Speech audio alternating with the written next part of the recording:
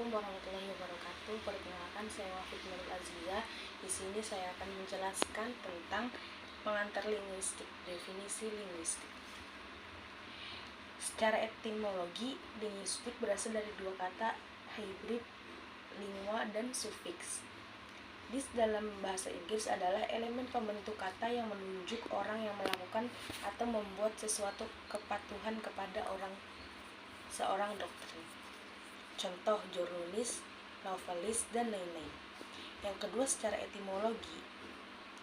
Secara etimologi, linguistik dimaknai sebagai ilmu yang mengkaji bahasa manusia dan studi ilmiah tentang bahasa. Yang kedua, objek kajian linguistik.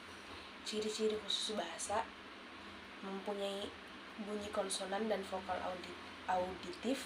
Yang kedua, mempunyai keistimewaan, yaitu manusia dapat berkomunikasi tanpa menggerakkan fisiknya. Yang ketiga, memiliki makna dan mengacu objek tertentu. Yang keempat, dapat disegmentasikan ke dalam satu satuan. Yang kelima, bersifat sistematis. Dan yang terakhir, dapat digunakan untuk menjelaskan bahasa. Sini ada tujuan linguistik. Tujuan linguistik ini memiliki tujuan umum sebagaimana ilmu lainnya, tetapi berdasarkan objek ilmunya, linguistik mempunyai 3 tujuan. Tujuan yang pertama, tujuan teoritis. Tujuan ini memperoleh pemahaman yang lengkap tentang gejala-gejala bahasa secara umum melalui proses observasi dan penilaian ilmiah. Yang kedua, tujuan praktis, membantu cara berkomunikasi manusia dengan baik. Yang ketiga, tujuan estetis, memahami keindahan bahasa dan penggunaannya dengan tujuan yang estetik. Kemudian selanjutnya, wilayah dan cabang ilmu linguistik. Di sini ada struktur sistem kebahasaan dalam internal bahasa, yaitu mikrolinguistik, ilmu yang mengkaji bahasa. Dan di sini ada komponen bahasa. Yang pertama, bunyi. Bunyi itu ilmu yang mempelajari tentang bunyi, itu fonologi. Yang kedua, struktur. Itu ada dua cabang ilmu. Yang pertama, morfologi dan sintaksis. Yang ketiga, ada maknanya, yaitu cabang ilmunya namanya semantik. Lalu di sini ada bidang linguistik yang mengkaji bahasa yang hubungannya dengan interdisipliner dan bidang terapan. Nah, yang pertama, linguistik interdisipliner ini meliputi yang pertama, pragmatik. Pragmatik adalah cabang linguistik yang mempelajari hubungan antara konteks luar bahasa dan maksud tuturan. Lalu yang kedua, ada sosiolinguistik, adalah ilmu yang interdisipliner yang istilahnya sendiri menunjukkan bahwa ia terdiri atas bidang sosiologi dan linguistik. Yang ketiga, ada historical linguistik. Studi ini tentang perubahan sebuah bahasa dan hal-hal yang timbul dari perubahan tersebut. Yang keempat, ada psikolinguistik. Psikolinguistik adalah studi tentang perilaku bahasa, bagaimana orang belajar dan menggunakan bahasa untuk mengomunikasikan ide. Yang kelima, ada neurolinguistik. Didefinisikan sebagai studi yang mengkaji hubungan antara bahasa dan otak. Neurolinguistik ini bertujuan untuk mengklarifikasi bagaimana struktur bahasa dapat dipakai dalam otak. Lalu yang keenam, ada antropolinguistik.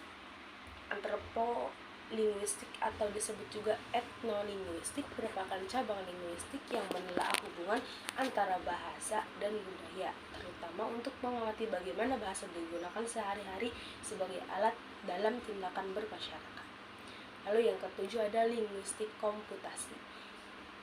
Linguistik komputasi merupakan studi ilmiah tentang bahasa dari perspektif komputer.